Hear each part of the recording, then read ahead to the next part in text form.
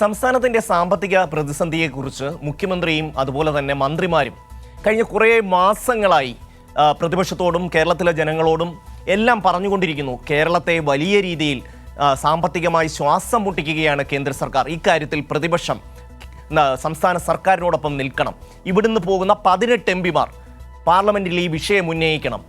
കേരളത്തിലെ സർക്കാരിനല്ല, കേരളത്തിലെ ഏതാണ്ട് 3.5 കോടി ജനങ്ങൾക്ക് കിട്ടാനുള്ള പൈസയാണ് ഇവർ തടഞ്ഞു വെച്ചിരിക്കുന്നത്.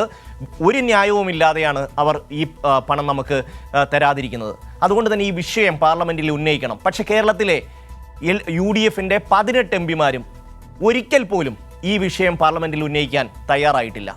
ഒടുവിൽ നിവൃത്തിയില്ലാതെ സംസ്ഥാന സർക്കാർ സുപ്രീം കോടതിയിൽ പോയി കൃത്യമായ കണക്കുകൾ കാണിച്ചു. ആ കണക്കുകൾ കണ്ടപ്പോൾ സുപ്രീം കോടതിക്ക് ബോധ്യപ്പെട്ടു അന്യായമാണ് കേന്ദ്ര സർക്കാർ ചെയ്യുന്നതെന്ന്. എന്തായാലും ഇപ്പോൾ അതിൻ്റെ ഒരു ഫലം കണ്ടു തുടങ്ങിയിരിക്കുന്നു.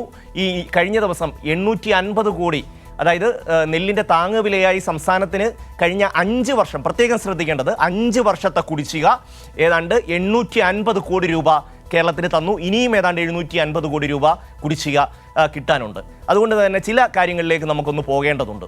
57,000 കോടി രൂപയോളം കേരളത്തിന് കേന്ദ്രം നൽകാനുണ്ടായിട്ടും അതിനെതിരെ ഒരക്ഷരം ശബ്ദിക്കാൻ കേരളത്തിൻ്റെ പ്രതിപക്ഷമോ എംപിമാരോ തയ്യാറായിട്ടില്ല.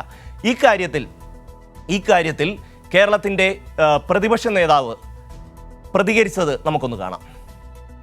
കേരളം അതിൻ്റെ ചരിത്രത്തിലെ ഏറ്റവും വലിയ ധനപ്രതിസന്ധിയിലൂടെ കടന്നുപോവുകയാണ്. ആ യാഥാർത്ഥ്യം നമ്മൾ തിരിച്ചറിയാം. നിങ്ങളിപ്പോൾ ഉണ്ടാക്കാൻ നോക്കുന്ന നെറേറ്റീവ് എന്താണ്?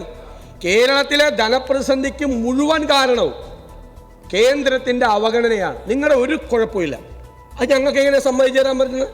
ഞങ്ങളുടെ നെറേറ്റീവ് നിങ്ങളുടെ കെടുകാര്യസ്ഥത കൊണ്ട്, നിങ്ങളുടെ മിസ്മാനേജ്മെൻറ്റ് കൊണ്ട് ആണ് ഈ ഫിസ്ക്കൽ ക്രൈസിസ്, ഈ ധനപ്രതിസന്ധി പ്രധാനമായും ഉണ്ടായിരിക്കുന്നത് എന്നാണ് ഞങ്ങൾ ജനങ്ങളോട് പറഞ്ഞുകൊണ്ടിരിക്കുന്നത്.